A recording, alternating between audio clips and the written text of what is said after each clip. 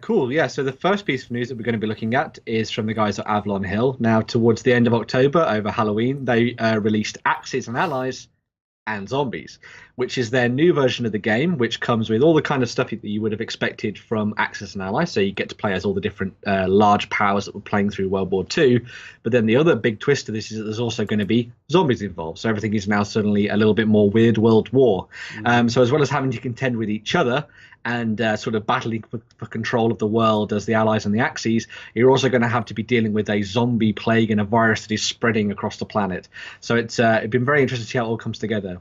From sort of a little bit of early sort of looks at the game and a couple of reviews, people have been saying that the rules for the zombies may not mesh quite well with Axis and Allies at the moment, but this is just an early look at it. So interestingly, it'll be fun to see what happens on Board Game Geek and stuff like that, and see whether or not people come up with some ideas for how people can sort of tweak things. But yeah, there's a whole bunch of plastic in this, which is always fun for any big war game, and of course all the chits and cardboard that you're expecting from something like Axis and Allies too. But yeah, nice to see them doing something with a little bit of a twist. So Well, I always love it whenever you can throw zombies. Zombies is one of those things you can throw into any game and make it instantly better.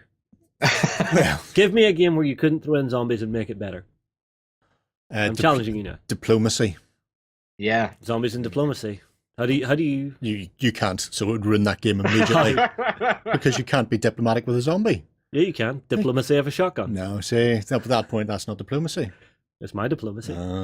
You've failed. You've lost diplomacy, I'm afraid.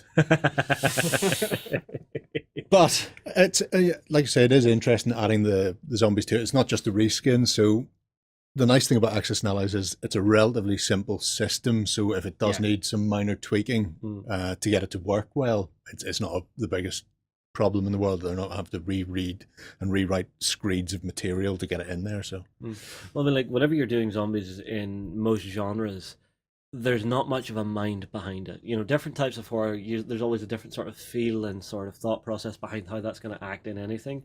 Zombies, it's just that constant pressure of horror. You know, the undead are coming for you, coming for you, coming for you. Can you hold out? Can you turn the tide? And that makes it less horrifying in a way, if that makes sense. well, in Axis and Allies, it's very much like fighting against the Russian army. Mm-hmm. The minute you go into Karelia, you know, that's what you're going to be facing, all the constant pressure, wave upon wave of you know, stampeding humans. Yeah. So it's like an additional Russian army that sometimes the Russians have to face themselves. That's good. I like that. That's actually kind of nice to see the Russians have to deal with that. Yeah. Because I mean, like, in most games, you see the Russian forces and it's just like masses of everything.